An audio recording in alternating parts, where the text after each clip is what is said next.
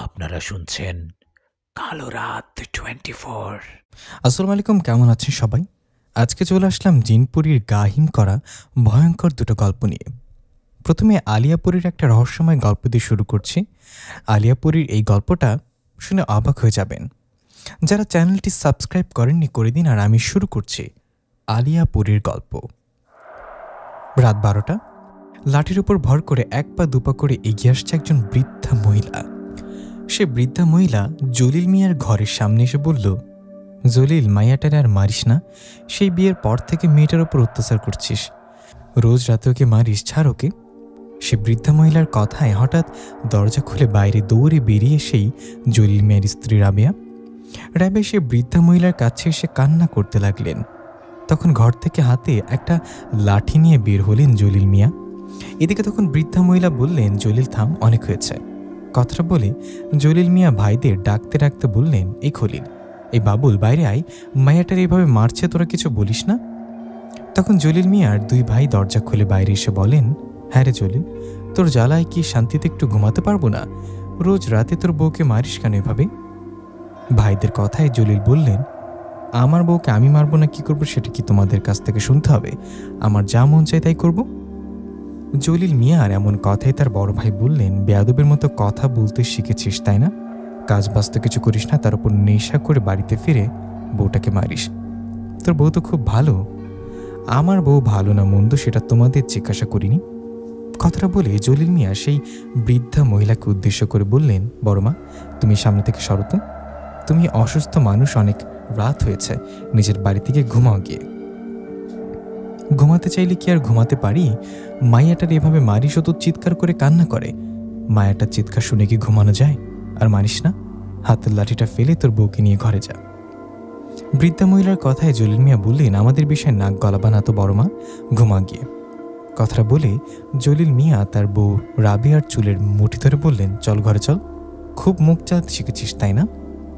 তখন জলিল মিয়া মেজো ভাই বললেন, জলিল, এরকম রোজ রোজ তোর বইয়ের উপর হাত তুললে এই বউ আর থাকবে না, তোকে তালাক দিয়ে চলে যাবে, সময় থাকতে ভালো হ। মেজো ভাইয়ের এমন কথায় জলিল মিয়া বলেন, আমার ব্যাপারে তো নাক গলাতে হবে না মেজো ভাই। তুমি যদি এতই ভালো হবে তাহলে কিছুদিন আগে তোমার আর তোমার বউয়ের তালাক হলো কেন? কোথায় গেল তোমাদের আদরের বউ সোনালি? এই বলে রাগ করে বউয়ের চুল ধরে ওকে নিয়ে ঘরে গিয়ে দরজা লাগিয়ে দিলেন। এরপর আবার বউকে মারতে লাগলেন। এভাবে রোজ রাতে কখনো কখনো দিনে বউকে মারতেন জলিল মিয়া। এভাবে 2-3 দিন চলে যাবার পর এক রাতে হঠাৎ জলিল মিয়া চিৎকার করতে থাকে। জলিল মিয়ার চিৎকারে ওর ভাইসহ আশেপাশে সবাই এসে জিজ্ঞাসা করায় জলিল মিয়া কাঁদতে কাঁদতে বলে, আমার বউ রাবেয়া গলায় দড়ি দিয়ে মারা গেছে। জলিল মিয়ার কথায় সবাই অবাক হয়ে বলেন, কি?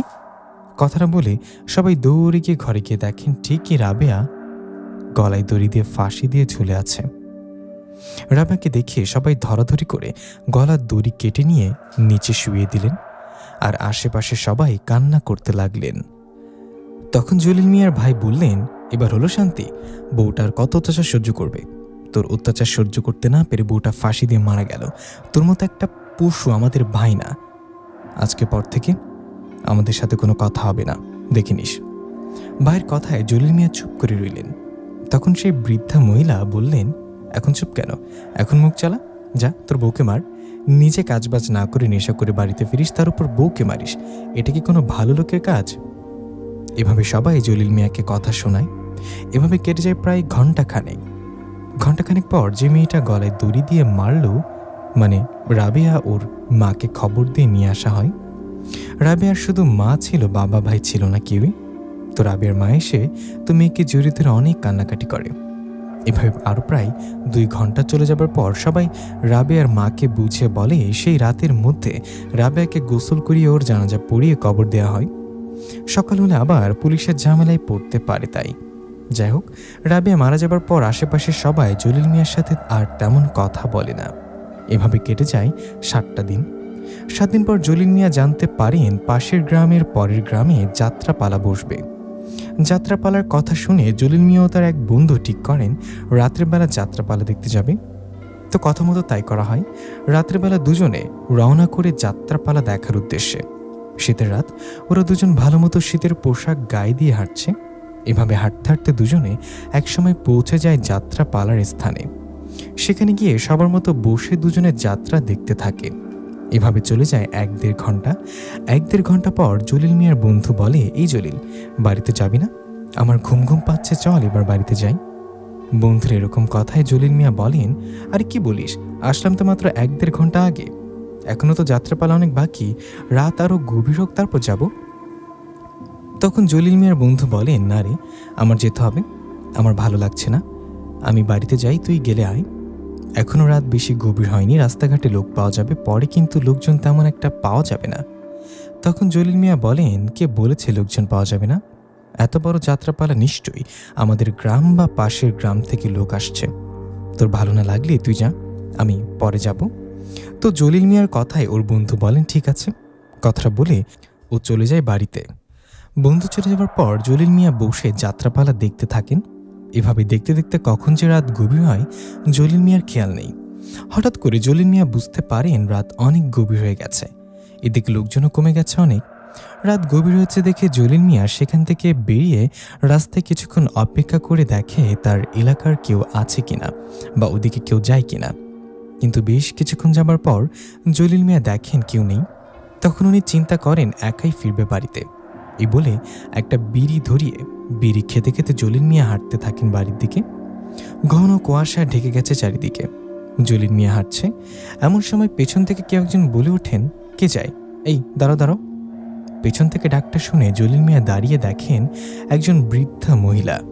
ওনার মুখটা দেখা যাচ্ছে না, কথাবার্তা পোশাক দেখে মনে হচ্ছে উনি বৃদ্ধা মহিলা। তো সেই বৃদ্ধা মহিলাকে দেখে জলিল মিয়া বলেন, কে আপনি? এ রাতে কোথায় যাচ্ছেন? তখন সে বৃদ্ধা মহিলা বলেন, আর বলো না বাবা, আমার মেয়েটা অনেক অসুস্থ, শ্বশুর বাড়ি থেকে খবর পাঠিয়েছে, তাই রাতেই আমাকে যেতে হচ্ছে। ওনার কথায় জলিল মিয়া ওনাকে জিজ্ঞাসা করায় সেই মহিলা একটা গ্রামের ঠিকানা বলে। মহিলার মুখের ঠিকানা শুনে জলিল মিয়া বলেন, আরে ওটা তো আমার গ্রামের পরের গ্রাম, ভালোই হলো, চলেন আমার সাথে চলেন। কথাটা বলে জলিল মিয়ার সামনে হাঁটতে থাকলে সে বৃদ্ধা মহিলা বলেন, বাপুরে, তুমি বিড়ি খাচ্ছ কেন?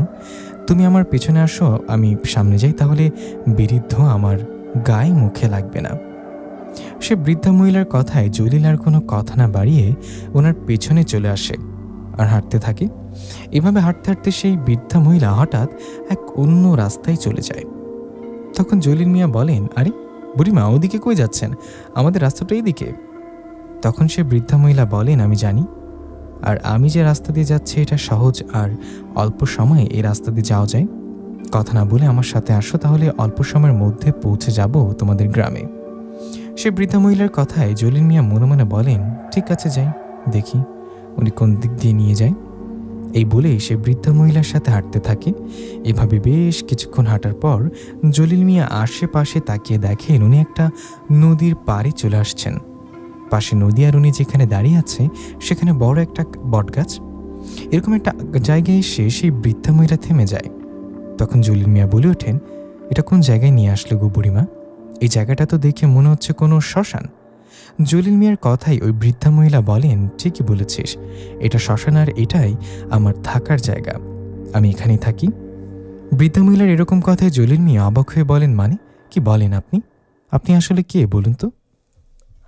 জলিল মিয়ার এরকম কথায় সে বৃদ্ধা মহিলা হঠাৎ করে তার রূপ পরিবর্তন করে জলিল মিয়ার দিকে ঘুরে তাকায়। আর তখনই জলিল মিয়ার ভয়ে চমকে ওঠে, কারণ এই তার সামনে কোনো বৃদ্ধা মহিলা না, দাঁড়িয়ে আছে কিছুদিন আগে মারা যাওয়া তার বউ রাবেয়া। রাবেয়ার মুখটা অনেক ভয়ঙ্কর, চোখগুলো সাদা, চুলগুলো এলোমেলো।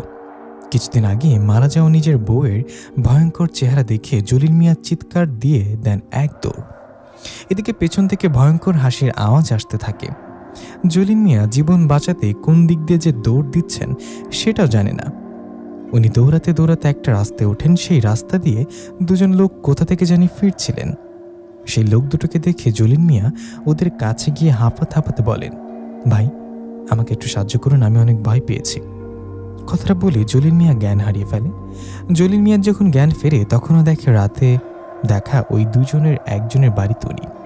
তখন সকাল হয়ে গেছে। এদিকে জলিল মিয়ার জ্ঞান ফেরায় ওনাকে জিজ্ঞাসা করে কি হয়েছিল। তখন জলিল মিয়া সব ঘটনা খুলে বলেন। সব শুনে ওনারা বলেন, এখন ভয় পাবেন না, আপনি আপনার বাড়ি থেকে অনেক দূরে চলে আসছেন, এখন বাড়িতে যান। কথাটা বলে ওনারা পথ দেখিয়ে বলে দেন কোন দিকে দিয়ে বাড়ি যেতে হবে। ওদের কথায় জলিল মিয়া ওদের ধন্যবাদ জানিয়ে সেখান থেকে বাড়িতে চলে আসে। বাড়িতে এসে গোসল করে বিছানায় বসে ভাবতে থাকে গতরাতে এটা কি ঘটলো তার সাথে। রাবেয়া তো কিছুদিন আগে গলায় দড়ি দিয়ে মারা গেল, তাহলে ওকে দেখলাম কিভাবে? রাবেয়ার চেহারাও এরকম ভয়ঙ্কর হলো কিভাবে? এসব ভাবতে ভাবতে দিনটা পার করেন জলিল মিয়া। এদিকে দিন পেরিয়ে রাত আসে। রাত হওয়ায় নিজে রান্না করে খাবার খেয়ে শুয়ে পড়ে। জলিল মিয়া শুয়ে পড়ার পর সেদিন রাতে একটা স্বপ্ন দেখে। জলিল মিয়া দেখে তার মারা যাওয়া বউয়ের মতো দেখতে ভয়ঙ্কর সে মহিলাটা বলছে, জলিল, কোথায় পালাবি? তুই আমার জীবন শেষ করেছিস না? আমি তোর জীবন শেষ করে দেব, তোকে তিলে তিলে শেষ করব আমি। কথাটা বলে সেই ভয়ঙ্কর মহিলা জলিল মিয়ার হাতে একটা কামড় বসিয়ে দিয়ে বাতাসে মিশে যান। এদিকে কামড় দেওয়ার ভয়ে জলিল মিয়া তাড়াহুড়ো করে জেগে যান আর হাতের দিকে খেয়াল করে চমকে ওঠেন, কারণ সেই ভয়ঙ্কর মহিলাটা স্বপ্নের মধ্যে কামড় দিলেও বাস্তবে সেখান থেকে রক্ত গড়িয়ে পড়ছে। এই দৃশ্য দেখে ভয়ে জলিল মিয়া সে রাতে আর ঘুমাননি, জেগে রাতটা পার করে দিলেন। রাত পেরিয়ে দিন হওয়ায় জলিল মিয়া চিন্তা করলেন না এভাবে আর হবে না, আমাকে একজন কবিরাজের কাছে যেতে হবে। এই ভেবে কথা মতো সেদিন বিকালে জলিল মিয়া একজন কবিরাজের কাছে গেলেন। সে কবিরাজের কাছে যাবার পর কবিরাজ সব শুনে জলিল মিয়াকে ঝাড়ফুঁক দিয়ে একটা তাবিজ দিলেন।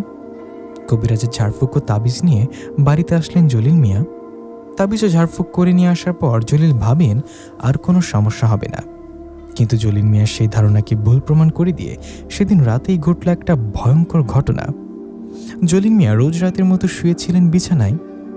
জলিল মিয়ার হঠাৎ ঘুম ভেঙে যায় ঠান্ডায়। ওনার মনে হয় ওনার গায়ে কিছু নেই, উনি যে ঘুমানোর সময় কাঁথা দিয়ে ঘুমিয়েছিল ওটা গায়ে নেই। এরকম ঠান্ডা অনুভব হওয়ায় জলিল মিয়ার ঘুম ভেঙে যাওয়ায় উনি চোখ খুলে দেখেন এক ভয়ঙ্কর ঘটনা। জলিল মিয়া দেখেন ওনার বুকের ওপর বসে আছে রাবেয়ার মতো দেখতে সেই ভয়ঙ্কর মহিলা। জলিল মিয়া সেই ভয়ঙ্কর মহিলাটাকে দেখে কিছু বলার আগে সেই মহিলাটা জলিল মিয়ার গলা চেপে ধরে বলে, কি ভেবেছিস কবিরাজের বাড়িতে গেলে আমার হাত থেকে বেঁচে যাবে? না, তোকে আমি ছাড়বো না। আল্লাহ ছাড়া কেউ তোকে বাঁচাতে পারবে না, তুই মরবি আমার হাতেই মরবি। কথাটা বলে সেই ভয়ঙ্কর মহিলা জলিল মিয়াকে ঠাস করে একটা থাপ্পড় দিয়ে বাতাসে মিশে যান। মহিলাটা বাতাসে মিশে যাবার পর জলিল মিয়া দেন এক চিৎকার। জলিল মিয়া চিৎকার দিয়ে ঘরের বাইরে আসায় জলিল মিয়ার ভাই সহ আশেপাশের সবাই দৌড়ে এসে বলে, কি হলো, কি হলো? তখন জলিল মিয়া ও তার বড় ভাইকে বলেন, ভাইজান, রাবেয়া ফিরে আসছে, ও আমাকে মেরে ফেলবে, ভাই বাঁচতে দেবে না। রাবেয়ার কমতো হুবহু দেখতে ভয়ঙ্কর এক মহিলা অবয়ব আমার গলা চেপে ধরেছে, একটুর জন্য মারা যেতাম। জলিল মিয়ার কথায় ওনার ভাই বলেন, তোর কি মাথা টাথা নষ্ট হলো নাকি রে জলিল? নাকি আজকাল নেশা টেশা করেছিস? তোর বউ রাবেয়া মারা গেছে আর কয়েকদিন হলো। মারা যাবার পর রাবেয়া তোর কাছে আসলো কিভাবে? তুই আবার ওকে দেখলি কিভাবে? তখন জলিল মিয়া বলেন, আমি সত্যি বলছি, আমি ওকে দেখেছি। তখন ওনার মেজো ভাই বলেন, বউটা যখন বেঁচে ছিল তখন রোজ রাতে মারতিস, এখন বউটা মারা গেছে, এখন আবার কোন নাটক শুরু করলি? ঘরে গিয়ে ঘুমা, আমাদেরও ঘুমোতে দে। ভাইদের কথায় জলিল মিয়া তার বড় মাকে বললেন, ও বড় মা, তুমি তো আমার কথা বিশ্বাস করো, আমি রাবের মতো ভয়ঙ্কর একটা অবয়বকে দেখেছি। ও আমার গলা চেপে ধরে বলল আমাকে ছাড়বে না। শুধু তাই না, আমার গালে থাপ্পড় মেরেছে। জলিল মিয়ার কথার বড় মা বললেন, বিশ্বাস করার মতো কিছু বল, তাহলে বিশ্বাস করি, এসব নাটক বাদ দে। কথাটা বলে যে যার ঘরে গিয়ে শুয়ে পড়লেন। সবাই চলে যাবার পর জলিল মিয়া ভয়ে ভয়ে ঘরে গিয়ে বসে রইলেন বিছানায়। তার কথা যেন কেউ বিশ্বাস করলেন না। জলিল মিয়া সেরা তার না ঘুমিয়ে ঘরের মধ্যে আলো জ্বালিয়ে জেগে রাতটা পার করে দিলেন। এই ঘটনার পরের দিন জলিল মিয়া সবাইকে বোঝাতে চাইলেও কেউ শোনেনি জলিল মিয়ার কথা। সবাই শুধু জলিল মিয়াকে বলে, তোমার মাথায় সমস্যা। কাউকে কিছু বোঝাতে না পেরে ব্যর্থ হয়ে বসে থাকেন জলিল মিয়া। এদিকে এভাবে দিন পেরে রাত হয়। রাত হওয়ায় জলিল মিয়া না ঘুমিয়ে জেগে বসে থাকে, কারণ ঘুমালে সেই ভয়ঙ্কর মহিলা আবার আসবে, এই ভেবে জেগে বসে থাকে। এভাবে মধ্যরাতের দিকে জলিল মিয়ার একটা ঘুম ঘুম ভাব আসে, আর তখনই হঠাৎ জলিল মিয়া তার সামনে দেখে রাবেয়ার মতো দেখতে সেই ভয়ঙ্কর মহিলা অবয়ব দাঁড়িয়ে ভয়ানকভাবে হাসছে। ওরকম ভয়ঙ্কর হাসি দেখে জলিল মিয়া কিছু বলার আগেই সেই মহিলা তার হাতে মুরগির মতো ছোচালো নখ জলিল মিয়ার বুক ঢুকিয়ে দেন বুকে। সুচালো নখগুলো বুকে ঢুকিয়ে দেওয়ার সেখান থেকে রক্ত পড়তে আরম্ভ করে। এদিকে তখন জলিল মিয়া চিৎকার করতে করতে বলেন, কে কোথায় আছো? আমাকে বাঁচো, আমাকে মেরে ফেললো। জলিল মিয়ার এরকম চিৎকার শুনতে কেউ না আসলেও একটু পর সবাই আসে, আর তখনই সেই ভয়ঙ্কর মহিলা অবয়বে বাতাসে মিশে যায়। সে মহিলা চলে যাবার পর জলিল মিয়া দ্রুত দরজা খুলে বাইরে বেরিয়ে সবাইকে বললে, ও আমাকে মেরে ফেলবে, রাবে আমাকে বাঁচতে দিবে না। জলিল মিয়ার কথায় সবাই ঘরে ঢুকে দেখেন কেউ নেই। ঘরে কাউকে না দেখে সবাই তখন বাইরে জলিলকে বলেন, কই, ঘরেতে কেউ নেই। সবার কথায় জলিল মিয়া বলেন, বিশ্বাস করো ঘরেও ছিল, ও আমার বুকে তার নখগুলো ঢুকিয়ে দিয়েছিল, দেখো রক্ত পড়ছে। এই বলে সবাইকে জলিল মিয়ার তার বুক দেখালেন, কিন্তু এ কি, বুকটা তো ঠিকই আছে, বুকে রক্ত তো দূরের কথা একটু দাগও নেই। জলিল মিয়া কিছু দেখতে না পারায় সবাই বললেন, জলিল তুই আসলে পাগল হয়ে গেছিস, বউকে হারিয়ে এখন নেশার পরিমাণ হয়তো বাড়িয়ে দিয়েছিস, তাই এরকম কথা বলছিস, তোর আর কোনো কথা আমার বিশ্বাস হয় না। কথাটা বলে সবাই যে যার বাড়িতে সবার ঘরে চলে গেলেন। সবাই চলে যাবার পর জলিল মিয়া ঘরে গিয়ে কান্না করতে লাগলেন, তার সাথে এসব কি ঘটছে। এই ঘটনার পর থেকে রোজ রাতে সেই ভয়ঙ্কর মহিলা অবয়বে সে জলিল মিয়াকে আঘাত করে, কষ্ট দেয়। সে মহিলা অবয়বের আঘাতে জলিল মিয়া চিৎকার করলেও কেউ আর জলিল মিয়াকে দেখতে আসে না, কেউ ঘর থেকে বের হয় না। এভাবে দু একদিন চলে যাবার পর জলিল মিয়ার শরীর শুকিয়ে যায়। তখন কোনো উপায় না পেয়ে জলিল মিয়া তার ভাইদের সহ আশেপাশে সবাইকে ডেকে আনে। সবাইকে ডেকে আনার পর জলিল মিয়া এমন একটা কথা বলে যেটা শুনে সবাই অবাক হয়ে যায়। সবাইকে ডেকে জলিল মিয়া বলেন, আসলে আমি একটা বিষয় সবার কাছে গোপন রাখছি। সবাই জানেন আমার বউ রাবেয়া গলায় ফাঁসি দিয়ে মারা গেছে। আসলে এটা সত্যি না, আমি রাবেয়াকে এক রাতে আঘাত করার সময় ভুল করে ওর বুকে আঘাত করি, আর রাবেয়া সেখানে মারা যায়। আমার আঘাতে রাবেয়া মারা যাওয়ায় আমি উপায় না পেয়ে ওর লাশ ঝুলিয়ে দিই, আর সবাইকে বলি রাবেয়া ফাঁসি দিয়ে মারা গেছে। জলিল মিয়ার এরকম কথায় সবাই অবাক হয়ে গেলেন আর রেগে গিয়ে বললেন, কি, তাহলে এত বড় কথা তুই আমাদের কাছে লুকিয়েছিস? তুই কি মানুষ নাকি পশু রে? কিভাবে পারিস ওরকম মেয়েটাকে আঘাত করে মেরে ফেলতে? তোর সাথে এখন কথা বলতে আমাদের ঘৃণা হচ্ছে। কথাটা বলে সবাই চলে যেতে থাকলে তখন জলিল মিয়া সবাইকে থামিয়ে বলেন, তোমাদের পা ধরে বলি, আমার কথাটা বিশ্বাস করো, আমি রাবেয়ার মতো একজন ভয়ঙ্কর মহিলাকে দেখতে পাই, সে আমাকে কষ্ট দেয়, আমাকে আঘাত করে, আমাকে দয়া করে একজন হুজুর বা কবিরাজের কাছে নিয়ে যাও। কথাটা বলে সবার পায়ে পড়ে কান্না করতে থাকে। জলিল মিয়ার কান্না দেখে সবাই ভাবেন আসলে এরকম কিছু নিশ্চয়ই আছে। এই ভেবে জলিল মিয়ার বড় ভাই ও আরও একজন জলিল মিয়াকে নিয়ে একজন কবিরাজের কাছে যান। সে কবিরাজের কাছে যাবার পর জলিল মিয়ার বড় ভাই কবিরাজকে সব ঘটনা খুলে বলেন। সব শুনে কবিরাজ কিছু সময় নেন। কবিরাজ কিছু সময় নিয়ে জলিল মিয়াকে বলেন, জলিল মিয়া, তুমি যা দেখো যা বলো সব সত্যি, তোমার এখানে বড় কোনো রহস্য লুকিয়ে আছে। আমি বুঝতে পারছি এই কাজ আমি একা করতে পারবো না। আমি একজন হুজুরের ঠিকানা দিই, ওই হুজুরের সাথে জিন থাকে, আপনারা ওনার কাছে যান, আল্লাহ চাইলে উনি আপনাদের সাহায্য করবে। কবিরাজের কথায় জলিল মিয়াও তার বড় ভাই সেই হুজুরের ঠিকানায় চলে যায় আর সেই হুজুরের বাড়িতে। হুজুরের বাড়িতে গিয়ে হুজুরকে সালাম দেয়। হুজুর সালামের উত্তর দিয়ে বললেন, আপনারা কে? তখন জলিল মিয়ার বড় ভাই হুজুরকে সব ঘটনা খুলে বললেন আবারও। উনি আরও বলে, কবিরাজ আপনার কাছে আসতে বললেন। এদিকে তখন জলিল মিয়া হুজুরের সামনে হাউমাউ করে কান্না করতে করতে বলেন, হুজুর আপনার পায়ে পড়ে আমাকে সাহায্য করুন, নইলে ও আমাকে বাঁচতে দিবে না। জলিল মিয়ার কান্নায় হুজুর বলেন, আপনি কান্না করবেন না, আমি দেখছি কি করা যায়। আমি আগে খোঁজ নিয়ে আসল ঘটনা কি সেটা জানাচ্ছি। কথাটা বলে হুজুর তার সাথে থাকা জিনকে দিয়ে খোঁজ নিয়ে জলিল মিয়া ও তার বড় ভাইকে যা বলেন সেটা শুনে জলিল মিয়া ও তার বড় ভাই আকাশ থেকে পড়েন। হুজুর বলেন, জলিল মিয়া তুমি কি ভাবছো মারা যাওয়ার পর তোমার বউ রাবেয়া ফিরে আসছে বা ওর আত্মা ফিরে আসছে প্রতিশোধ নিতে? না, মারা যাবার পর কেউ ফিরে আসে না। তুমি যাকে রাবেয়ার রূপে দেখো ও একটা পরী, ওর নাম আলিয়া পরী। আর আলিয়া পরী তোমার কাছে আসে কারণ তোমাকে কালো জাদু করা হয়েছে। কি কালো জাদু করা হয়েছে মানে? কি করেছে এমনটা? তখন হুজুর জলিল মিয়াকে বলেন, জলিল মিয়া তোমাকে যে কালো জাদু করেছে তুমি তাকে চিনো? তখন জলিল মিয়ার বড় ভাই বলেন, জলিল তাকে কিভাবে চিনবে? হুজুর আমাদের আসল সত্যি ঘটনাটা খুলে বলেন তো। তখন হুজুর কিছু না লুকিয়ে সব খুলে বলে। হুজুর বলেন, জলিল মিয়াকে কালো জাদু করেছে আপনাদের মেজো ভাইয়ের বউ। কি মেজো ভাইয়ের বউ মানে? কথাটা বলে উঠলেন জলিল মিয়ার বড় ভাই। ওনার হুজুর বললেন, হ্যাঁ, তোমাদের যে মেজো ভাই আছে সেই মেজো ভাইয়ের বউ, তোমরা তো 3 জন, তাই না? তখন জলিল মিয়ার বড় ভাই বললেন, হ্যাঁ আমরা 3 ভাই, আমি বড় আর মেঝো একটা ভাই আর সবার ছোট জলিল, যার সমস্যা। আপনি যে মেজো ভাইয়ের বউয়ের কথা বলছেন ও নেই আমাদের বাড়িতে, নেই আমাদের মেজো ভাই, আর মেজো ভাইয়ের বউয়ের ডিভোর্স হয়ে গেছে। তখন হুজুর বলেন, হ্যাঁ ডিভোর্স হয়েছে আমি জানি, ওদের ডিভোর্স হয়েছে জলিল মিয়ার কারণে। জলিল মিয়া আপনার মেজো ভাইয়ের বউয়ের দিকে নজর দিয়েছিল, ওকে রোজ বিরক্ত করত পরক্রিয়া করার জন্য, কিন্তু আপনার মেজো ভাইয়ের বউ এতে রাজি ছিলেন না।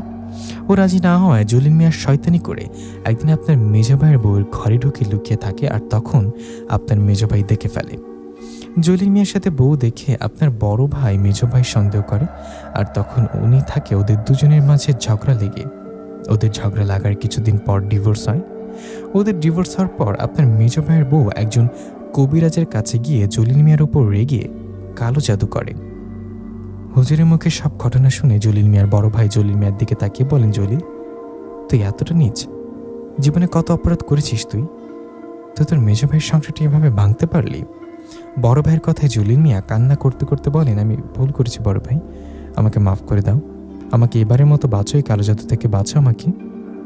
তখন জলিল মিয়ার ভাই কিছু বলে না। তখন জলিল মিয়া হুজুরকে অনেক অনুরোধ করতে থাকে।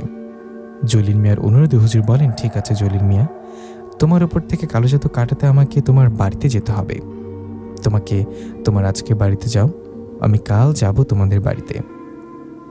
হুজুরের কথায় জলিল তার বড় ভাই বাড়িতে চলে যায়। ওরা বাড়িতে চলে যাবার পর সেই রাতে জলিল মিয়ার ঘর থেকে একটা চিৎকারের আওয়াজ আসে। জলিল মিয়ার চিৎকারের আওয়াজ পেয়ে সবাই গিয়ে দেখেন জলিল মিয়া ভয়ঙ্করভাবে মরে পড়ে আছে। জলিল মিয়ার এরকম মৃত্যুতে সবাই অনেক কান্না করে। নিজের ভুল বুঝতে পেরে জলিল মিয়া আর বাঁচতে পারেনি সে আলিয়াপুরীর হাত থেকে। প্রিয় লিসেনার, কালো জাদু করা একটা মহাপাপ।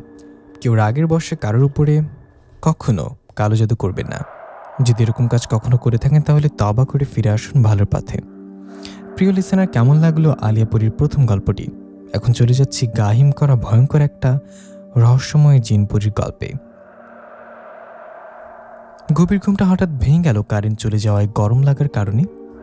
দেয়ালের ঘড়িতে রাত 1:15। ফোনটা হাতে নিয়ে বারান্দার দরজাটা খুলে বসলাম।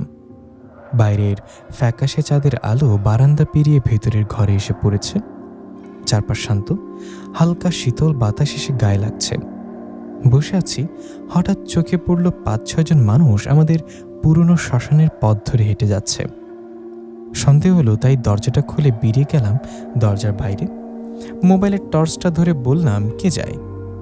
কারা আপনারা এত রাতে? এই বলে আরেকটু সামনে যেতে দেখলাম কয়েকজন লোক একটা দাহ করা দেহাবশেষের মতো কিছু একটা কাঁধে নিয়ে করে যাচ্ছে। ওদের দেখে বললাম, কি আপনারা দেহ নিয়ে শ্মশানের এত গভীরের দিকে যাচ্ছেন কেন? আমার কথা শুনে খসখসে গলায় একজন উত্তর দিল, আমরা দূরের এক গ্রামের লোক। শ্মশানের একেবারে শেষ প্রান্তে যে বহু পুরনো চিতাভূমিটা আছে সেখানে যাচ্ছি শেষ কাজটুকু সারতে। আমার বাড়ি থেকে সেই পুরনো চিতাভূমি শ্মশান ঘাটটা 3 থেকে 4 মিনিটের হাঁটা পথ। ঘুম ভেঙে যাওয়ায় আর ঘুম আসছিল না। ভাবলাম যাই না, আমিও যাই। একটি মৃত মানুষের শেষ কাজ ওদের সাথে গিয়ে দেখে আসি কিভাবে দাহ করে। এই ভেবে ওদের পেছনে পেছনে হাঁটতে লাগলাম। ওরা সব মিলিয়ে প্রায় 25 থেকে 30 জন লোক ছিল। যাই হোক, কিছুক্ষণের মধ্যে পৌঁছে গেলাম সেই পুরনো শ্মশান চিতাভূমিতে। সেখানে গিয়ে চুপ করে দাঁড়িয়ে রইলাম এক জায়গায়। হয়তো কয়েক মিনিটের মধ্যেই কাজ শেষ হবে। মনে মনে ভাবলাম, আমি তো এসেছি শেষকৃত্য মানে লাশ পুরনো দেখতে। এই দেহাবশেষ মানুষটা কি ছিল? আমার পরিচিত কেউ নয় তো? এই ভেবে পাশে থাকা একজন বয়স্ক লোককে বললাম, কাকা কিছু মনে না করলে আমি কি একবার এই দেহাবশেষটা দেখতে পারি? আমার কথা শুনে লোকটা কোনো কথা না বলে সামনে থাকা পোড়া কাপড়ে মোড়ানো লাশের মুখের অংশটা আলগা করলেন। উনি লাশের মুখটা বের করায় আমি সেই মুখটা দেখতেই প্রচণ্ড ঝাঁকুনি খেলাম। বুকের স্পন্দন যেন থেমে গেল। এ কি দেখলাম আমি? পোড়া মুখটি সেই লাশটা আর অন্য কারণ নয়, আমার মতো দেখতে। নিজের দেহাবশেষ নিজে কি করে দেখছি? আমি তো বেঁচে আছি, তাহলে সামনেই পড়ার শরীর কার? স্বপ্ন নাকি বাস্তব? ভয় ভয়ে পেছনে ফিরে তাকালাম। কি পেছনে যে মানুষগুলো ছিল সবগুলো এক মুহূর্তে কঙ্কালে পরিণত হলো কি করে? এটা কি আমার চোখের ভুল, নাকি অন্য কিছু? না, স্পষ্ট দেখছি। তখন বুঝতে আর বাকি রইল না যে আমার সাথে কোনো ভয়াবহ ঘটনা হলো এবং ঘটতে চলেছেও। এমন অবস্থায় পেছনের কঙ্কালগুলো বীভৎসভাবে হাসতে শুরু করলো। আমার ডানে বামে দুজন বিশালাকৃতির কঙ্কাল দাঁড়ানো, তাদের চেহারা অত্যন্ত ভয়ঙ্কর। ওদের দেখে চিৎকার দেওয়ার শক্তিটুকু পেলাম না। আমি যেন পাথর হয়ে গেছি, একটু নড়তে পারছি না। হঠাৎ চোখের পলকে একটা ভয়ানক বিকৃত অবয়ব আমার সামনে এসে দাঁড়ালো। তার মুখ মনে হলো অ্যাসিডে ঝলসে গেছে। মুখের গভীর ক্ষত থেকে পোড়া মাংস আর পুজের মতো কি যেন গড়িয়ে গড়িয়ে পড়ছে। সবচেয়ে আশ্চর্যজনক ছিল তার একটি মাত্র জলজলের চোখ। আমি ভেতরে ভেতরে তীব্র চিৎকার করছি, কিন্তু মুখ দিয়ে কোনো শব্দ বেরোচ্ছে না। হঠাৎ সামনে থাকা সেই বিকৃত অবয়বটা হাসতে হাসতে বলল, আগুনে জ্বলবে? জীবিতের শরীরে চিতা জ্বলবে। অবয়বটার কথা শুনে বাকি কঙ্কালগুলো মাথা নিয়ে বলল, হ্যাঁ, চিতা জ্বলবে, দাহ হবে, দাহ। ওদের কথায় আমি কি করব বুঝতে পারছি না। এই বুঝে ওরা আমাকে শেষ করে দিবে। দৌড়ানোর চেষ্টা করলাম, কিন্তু পা নড়ল না। হঠাৎ পেছন থেকে কেউ যেন আমাকে প্রচণ্ড জোরে আঘাত করলো। আঘাতে মাটিতে লুটিয়ে পড়লাম আমি। তখন অবয়বটা শেষবারের মতো বলল, কই পালাচ্ছিস? তোদের বলেছিলাম না আমি কাউকে ছাড়বো না, আবার আসবো। এবার একজন একজন করে সবাই পড়বি, সবাই। এই বলে আমাকে টেনে নিয়ে যাচ্ছে চিতাভূমির দিকে। হয়তো জীবিত অবস্থাতে আমাকে আগুনে পুড়িয়ে মারবে। ঠিক তখনই কানে ভেসে আসে ফজরের আজানের পবিত্র আওয়াজ। তখন চোখের পলকে বাতাসে মিলে গেল অবয়বগুলো। যাবার আগে আমাকে বলে গেল, তোর ভাগ্য ভালো, আজকে বেঁচে গেলি। আমি আবার আসবো, তোদের সবাইকে তিলে তিলে মারবো। সামনে পেছনে আর না দেখে দৌড় দিলাম বাড়ির দিকে। এক দৌড়ে বাড়িতে আসলাম। এসব কি ঘটলো আমার সাথে? প্রাণে বেঁচে গেছে আজকে। বাড়িতে কাউকে কিছু বুঝতে দিইনি, কারণ সমস্যাটা হচ্ছে হয়তো অন্য কোনো কারণে। সেদিন বিকালবেলা আসিফকে ফোন দিলাম, দিয়ে বললাম, আসিফ কই তুই? বিপ্লব ও তন্ময়কে নিয়ে দেখা কর, আমার সাথে কথা আছে। এই বলে সেদিন বিকালেই দেখা হলো আমাদের। আমরা চারজন খুব ভালো বন্ধু। সে ক্লাস 1 থেকে একসাথে পড়াশোনা করছি। খেলাধুলা আড্ডা সব একসাথে করতাম, 4 বন্ধু মিলে। যাই হোক, দেখা করতে আসিফ বলল, আসিফ কিরে, রনি কি হয়েছে? কোনো প্রবলেম হয়েছে কি? বড় প্রবলেম। জানিস দোস্ত, কাল রাতে আমার সাথে ভয়ানক একটা ঘটনা ঘটে গেছে রে। এই বলে ওদের পুরো ঘটনা খুলে বললাম। আমার মুখে কথাগুলো শুনে চমকে গেল সবাই। তখন বিপ্লব বলল, কি, তোর সাথে এই ঘটনা ঘটেছে? কাল রাতে তো আমিও ভয় পেয়েছিলাম। আরে সে কি ভয়ানক কাণ্ড রে ভাই। সে কথা মনে হলে শরীরে কাটা দেয় আমার এখনো। বিপ্লবের মুখে কথাটা শুনে সবাই ওর দিকে তাকিয়ে বলল, কি হয়েছে তোর? তখন বিপ্লব বলল, আর বলিস না, বরাবর বাচ্চা হচ্ছে, হাসপাতালে ভর্তি। আমি গিয়েছিলাম দেখতে। রাত যখন বাড়িতে ফিরছিলাম ঘড়িতে তখন 11টা। অটো থেকে নেমে ধোয়া পথ দিয়ে হেঁটে আসছিলাম। সামনে পুরনো বট গাছের পাশে আসতেই পেছন থেকে একটা ডাক শুনলাম। ডাকটা কার ছিল জানিস? কার ছিল বল? ডাকটা ছিল তন্ময়ের। মনে মনে ভাবলাম, তন্ময় এখানে কি করছে? ভেবে পেছনে ভালো করে তাকালাম, কিন্তু সেখানে তন্ময় ছিল না। হঠাৎ বট গাছের দিকে থেকে একটা ভয়ানক চিৎকার ভেসে আসলো। তন্ময় বলছে, বিপ্লব আমাকে বাঁচা, বাঁচা আমাকে। ওর চিৎকার শুনে আমি দৌড়ে গেলাম বট গাছের দিকে। ওর কাছে যেতে যা দেখলাম সেটা দেখে আমার হার্ট অ্যাটাক হওয়ার অবস্থা। আমি দেখলাম তন্ময় পড়ে আছে মাটিতে। ওর বুকটা চিরে নাড়ি ভুড়ি বের করে খাচ্ছে একটা অবয়ব। এটা দেখে আমি চিৎকার দিয়ে বলে উঠলাম, এই কে কে আপনি? এটা বলতে সে অবয়বটা আমার দিকে ঘুরে তাকালো। ও আমার দিকে ঘুরতেই আমার মারা যাওয়ার অবস্থা। অবয়বটাকে কে ছিল জানিস? আমি নিজেই।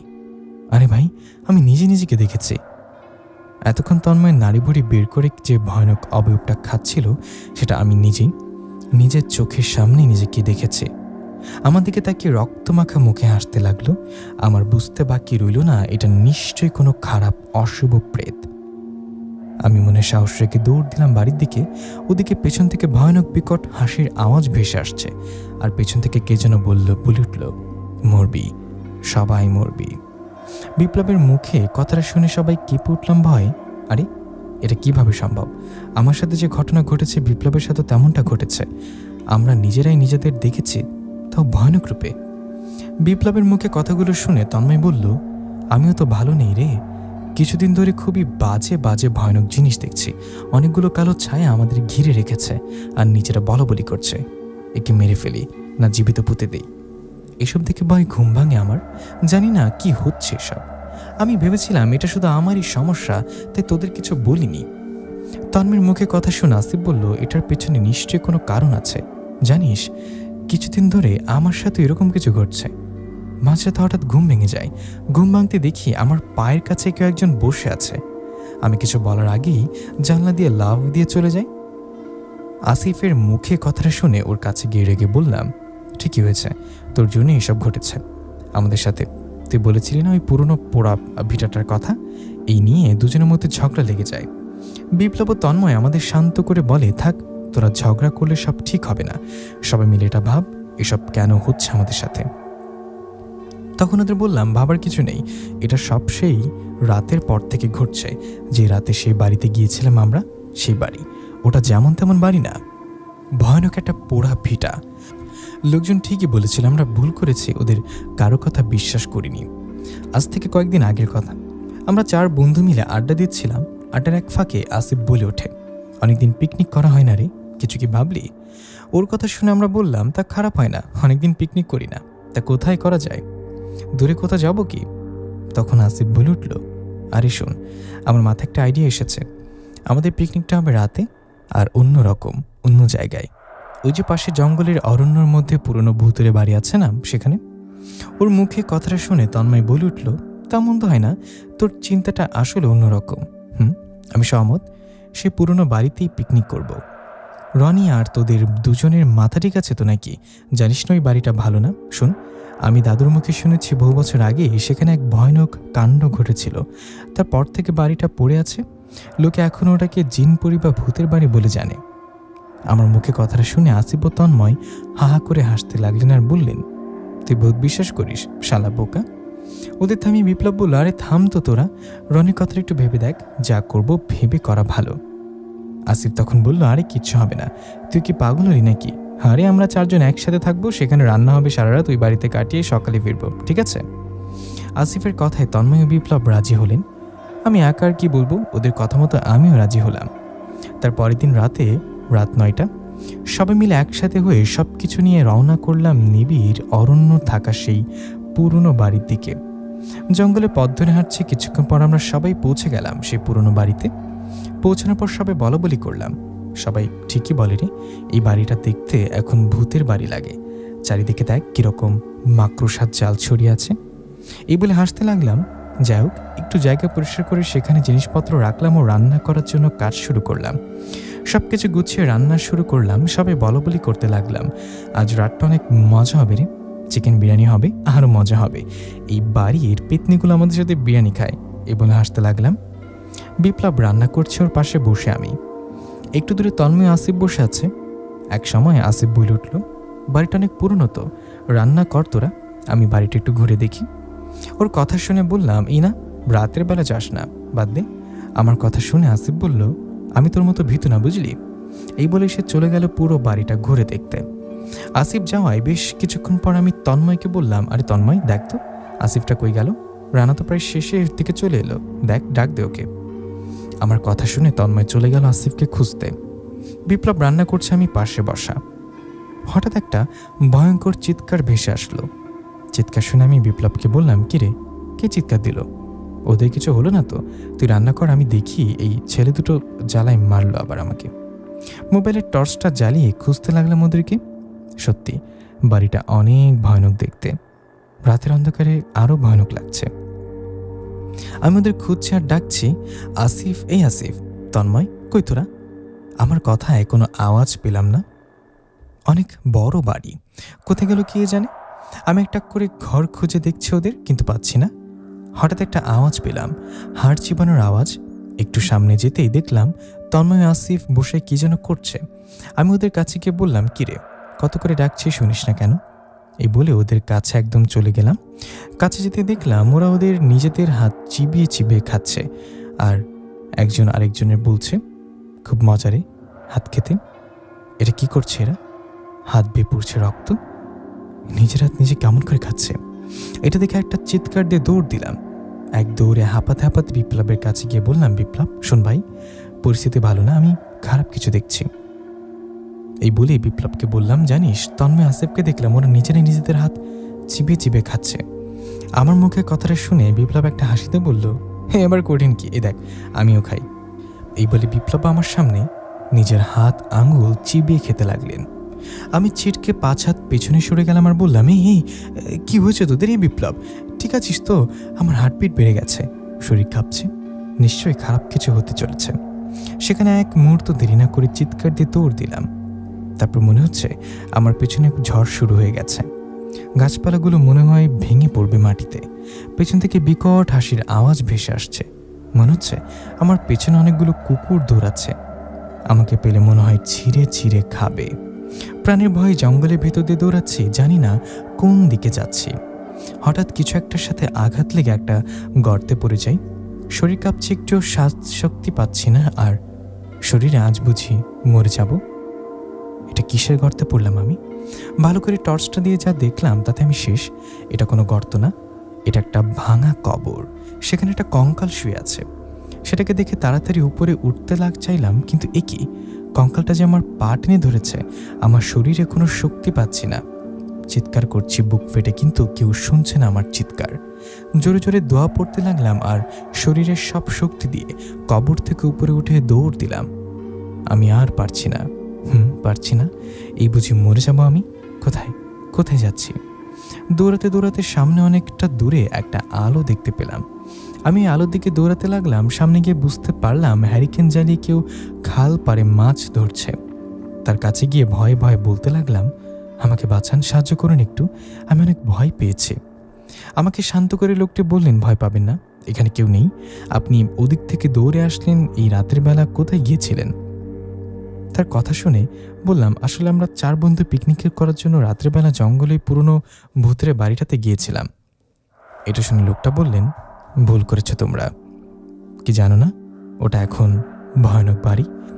সবাই ভূতের বাড়ি বলে জানো। আমার শরীর যেন আর চলছিল না। ওনার পাশে মাটিতে বসে হাঁপাতে হাঁপাতে বললাম, আমাকে আমাকে আমার বাসায় একটু রেখে আসবেন প্লিজ, আমি আর পারছি না। তখন এই লোকটা বললেন, রাত তো প্রায় শেষের দিকে, কিছুক্ষণের মধ্যে হয়তো ফজরের আজান দিবে, আপনি এটুকু রাত আমার বাসায় কাটান, কাল সকাল হলে চলে যাবেন। ওনার কথায় আর কথা না বাড়িয়ে চলে গেলাম, রাজি হলাম। চলে গেলাম ওনার সাথে ওনার বাড়িতে। সে রাতটা ওনার বাসায় কাটালাম, কিন্তু চোখে এক ফোঁটাও ঘুম আসছিল না। এটা কি করে ঘটলো আমার সাথে? বিপ্লব, আসিফ, তন্ময় ওরা কেউ কোথায় আর কেমন আছে? যাই হোক, সকাল হতে আর দেরি না করে চলে গেলাম সোজা বাড়িতে। বাড়িতে কাউকে কিছু বলিনি ভয়। বাড়িতে যাওয়ার পর ফ্রেশ হয়ে রওনা করলাম বিপ্লবের বাড়ির দিকে। কিছুক্ষণের পর পৌঁছে গেলাম ওর বাড়িতে। গিয়ে দেখলাম বিপ্লব শুয়ে আছে, শরীরে ভীষণ জ্বর ওর। বিপ্লব আমাকে দেখে বলল, বিপ্লব বলল, এই তোরা আমাকে রেখে কোথায় গিয়েছিলি? এটা কিন্তু ঠিক করিসনি, বুঝলি? ওর কথা শুনে আমি অবাক হয়ে বললাম, চুপ কর, আমি না তোরা তুই বল আমাকে রেখে কোথায় গিয়েছিলি? জানিস আমার সাথে কাল রাতে সেই বাড়িতে কি ঘটেছে? এই বলে বিপ্লবকে সব খুলে বললাম আমি। আমার কথা শুনে বিপ্লব বিছানা থেকে উঠে বসে আর অবাক হয়ে বলল, কি বলিস? তুই জানিস আমার সাথে কি ঘটেছে? তাহলে শোন। আসিফ আর তন্ময় তো আগেই বেরিয়েছিল বাড়িটা ঘুরে দেখার জন্য, ওদের খুঁজতে তো তুইও গেলি। আমি তখন একা একা রান্না করছিলাম। অনেকক্ষণ হয়ে গেল, তোদের কোনো খোঁজ না পেয়ে ডাকতে থাকি, এই কোথায় তোরা, চলে আয়, অনেকক্ষণ তো অপেক্ষা করলাম, রান্না তো শেষ, একটু পর হয়ে যাবে। কিন্তু তোদের কোনো সাড়া পাচ্ছিলাম না।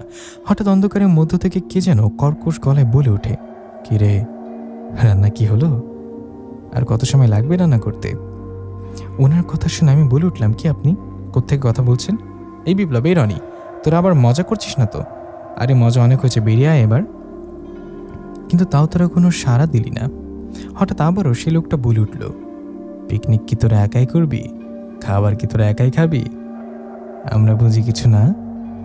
ওনার কথা শুনে বলে উঠলাম, কি ভাই আপনি এসব উল্টাপাল্টা কথা বলছেন? সাহস থাকে তো সামনে এসে কথা বলেন। আমার কথা শুনে পাশের ঝোপ থেকে একজন লোক বেরিয়ে আসতে লাগলো। ওনাকে দেখে তো আমার জানের পানি শুকিয়ে গেছে। কেন, কি করছিল লোকটা? আরে ওটা মানুষ ছিল না ভাই, ওটা একটা খারাপ ভয়ানক অবয়ব। বিশ্বাস কর, এতটা ভয়ানক মানুষ হয় কেমনে?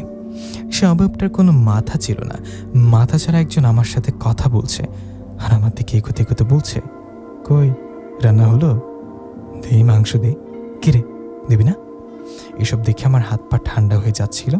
কি করবো বুঝতে পারছিলাম না। ভয় চিৎকার দিয়ে ডাকছিলাম তোদের, কিন্তু তোদের কোনো সাড়া পাচ্ছিলাম না। এদিকে সেই মাথাছাড়া অবয়বটা আমার কাছে এসে বলছে, পোড়া মাংস রক্তের সাথে চুবিয়ে খেলে কেমন হবে রে? এগুলো দাঁড়িয়ে দাঁড়িয়ে না দেখে আমি চিৎকার দিয়ে দৌড় দিই, কিন্তু তখনই পেছন থেকে সেই মাথাছাড়া অবয়বটা আমার পিঠে জোরে আঘাত করে। আমি মাটিতে পড়ে যাই। তখনও বলতে থাকে, কিরে, রক্ত খাওয়াবি না? দে, তোর শরীরের তাজা রক্তটা দে। এই বলে আমার পিঠে ওর বড় বড় নখ দিয়ে একটা আঁচড় কাটে। আমি ব্যথায় চিৎকার দিই, শরীরের সবটুকু শক্তিতে দৌড়াতে থাকি বাড়ির দিকে। তখন পেছন থেকে সে অবয়বটা বলে ওঠে, ভুল করেছি সেই কুটিরে এসে। বাঁচবি না, কেউ বাঁচবি না, সবাইকে মরতে হবে। আমি সামনে পেছনে না তাকিয়ে দৌড়াতে দৌড়াতে বাসে উঠানে এসে জ্ঞান হারিয়ে পড়ে যাই। সারা রাত কোনো জ্ঞান ছিল না আমার। তুই আসার কিছুক্ষণ আগে জ্ঞান ফিরেছে। শরীরে এখনো অনেক জ্বর। বিপ্লবের মুখে কথাগুলো শুনে বলে উঠলাম, আমি আগেই বলেছিলাম ওখানে না যেতে। এবার তো শান্তি হলো, তাই না? ভাগ্য ভালো দুজনের প্রাণে বেঁচে গেছে। ওই কুঠিটাতে না গেলে এমনটা হতো না। আচ্ছা, আসিফ ও তন্ময়ের কী খবর? এই বিপ্লব, চল তো ওদের বাসায় যাই। এই বলে আসিফ ও তন্ময়ের সাথে দেখা করলাম। দুজনে একসাথে করে জিজ্ঞাসা করলাম, এই কোথায় গিয়েছিলি তোরা? কথা বল। আমার কথা শুনে তন্ময় আসিফ একজন আরেকজনের দিকে তাকিয়ে ভয় ভয় বলে উঠল, সে কি ভয়ানক কাণ্ড রে ভাই। আসিফ বলল, তোদের সবাইকে রেখে আমি তো কুড়িটাতে ঘুরে দেখছিলাম। ঘুরতে ঘুরতে একসময় তন্ময় চলে আসে আমাকে ডাকতে। তখন দুজন মিলে ঘুরছিলাম বাড়িটা। হঠাৎ কুঠির ওপরতলা থেকে একটা আওয়াজ পেলাম। মনে হচ্ছে কেউ নূপুর পায়ে হেঁটে যাচ্ছে। তখন আমিও তন্ময় দুজনের দিকে তাকিয়ে বললাম, কিসের আওয়াজ রে? চল তো দেখি। এই বলে উপরে উঠতে লাগলাম সে আওয়াজটা ফলো করে। উপরে ওঠার পর খুঁজতে লাগলাম আওয়াজটা আসে কোথা থেকে। হঠাৎ তন্ময় আমাকে থামিয়ে বলে, আসিফ থাম, ওই দেখ কে যেন হেঁটে যাচ্ছে। তন্ময়ের কথায় দুজনে দেয়ালের আড়ালে গিয়ে উকি মেরে দেখলাম একটা মেয়ে হেঁটে যাচ্ছে। তার বড় বড় লম্বা চুল, কিন্তু ওর পেছনের দিকটা দেখে দেখা যাচ্ছে না, মুখ না। দুজনে মেয়েটার পিছে পিছে যেতে লাগলাম। উপরে এক কোণের একটা রুমে ঢুকে পড়ল সেই মেয়েটি। দুজন তখন মজা করতে বলতে লাগলাম, এটা কে রে? জমিদারের মেয়ে আবার ভূত হয়ে ফিরে এসছে নাকি কোনো পরী? চল তো গিয়ে দেখি সে কেমন পরী। এ বলে দুজনের সামনে এগিয়ে গেলাম। ওই মেয়েটা যে রুমে ঢুকেছে সেই রুমের কাছে গিয়ে দরজার ফাঁক দিয়ে দেখলাম রুমের মধ্যে মেয়েটা জানলার দিকে মুখ হয়ে বসে গুনগুন করে গান করছে। দুজনে ভাবতে লাগলাম, কে রে রাতের বেলা? আমার কি কিছু না বলে ওঠার আগেই মেয়েটা মিষ্টি স্বরে বলে উঠল, আসো ভেতরে আসো। বাড়ি লুকিয়ে দেখছো কেন? আমি তো তোমাদের অপেক্ষা করছিলাম। মেয়েটার কথা শুনে দুজনে চমকে গেলাম, কারণ মেয়েটা তো আমাদের কখনো দেখেনি। সে জানলার দিকে মুখ করে কথা বলছে, তাহলে আমরা যে লুকিয়ে দেখছি সেটা জানলো কেমনে? আমি কিছু বুঝতে পারছিলাম না কি করব। তখন মেয়েটা আবারও বলে উঠল, কি হলো? আসো ভেতরে আসো। আমরা দুজন ভয়ে ভয়ে ভেতরে ঢুকলাম। ঘরের বেশ পুরনো ঘরটা, চারিদিকে মাকড়সার জাল বেঁধেছে। লম্বা চুল ছেড়ে দিয়ে মেয়েটা বলে উঠল, জানো আমার খুব কষ্ট, আমার গান কেউ শোনে না, তোমরা কি আমার গান শুনবা? মেয়েটার কথা শুনে আমরা বলে উঠলাম, কিন্তু আপনি কে? এই রাতের বেলা কি করছেন এই বাড়িতে? আমাদের কথার কোনো উত্তর দিলেন না মেয়েটি। আমরা আবার বলে উঠলাম, বলুন কি আপনি? এদিকে ঘোরেন তো, আপনার মুখ দেখতে পাচ্ছি না। আমাদের কথা শুনে মেয়েটা আমাদের সামনে তার মাথাটা ঘুরিয়ে দিলেন। একে দেখলাম মেয়েটার শরীর সামনের দিকে, মাথাটা পেছনের দিকে। মেয়েটা মাথা ঘুরিয়ে বলল, দেখো, ভালো করে দেখো। কি চিনতে পারো আমায়? এই বলে ভয়ানক একটা হাসি দিল। কি বলবো, বলার ভাষা নেই।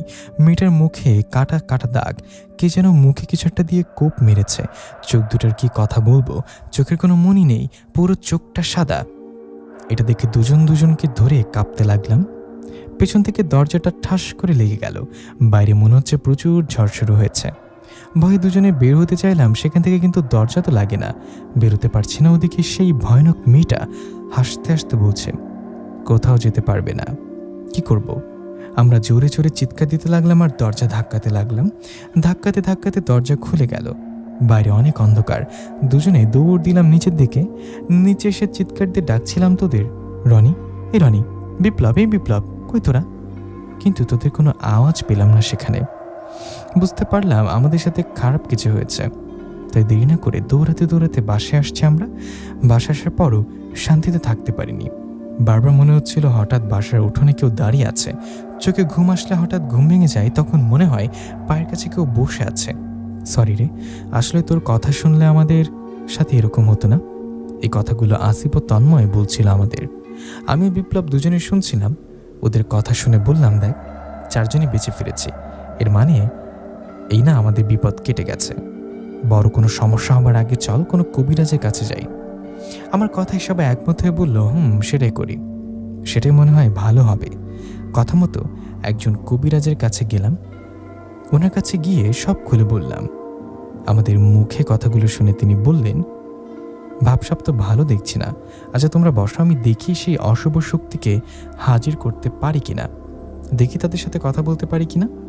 এই বলে ঝাড়ফুঁককারী একটা গোল বৃত্ত এঁকে তার মাঝে বসে বিড়বিড় করে কি যেন পড়তে লাগলেন। আমরা পাশে বসে দেখছিলাম। 20 মিনিটের মতো তিনি চেষ্টা করছেন, কিন্তু কাজ হচ্ছে না। হঠাৎ করে আশেপাশের পরিবেশ বদলাতে লাগলো। চারিদিকে গাছপালাগুলো মনে হয় ভেঙে পড়বে। প্রচণ্ড বাতাস শুরু হলো। ঘরের মধ্যে থাকা লাইটটা পটাশ করে ফেটে গেল। সে কি ভয়ানক কাণ্ড! আমাদের সামনে হঠাৎ ঝাড়ফুঁককারীকে যেন বুকের মধ্যে একটা আঘাত করলো। তিনি 5 হাত পেছনে ধরে ধপাস করে পড়ে গেলেন।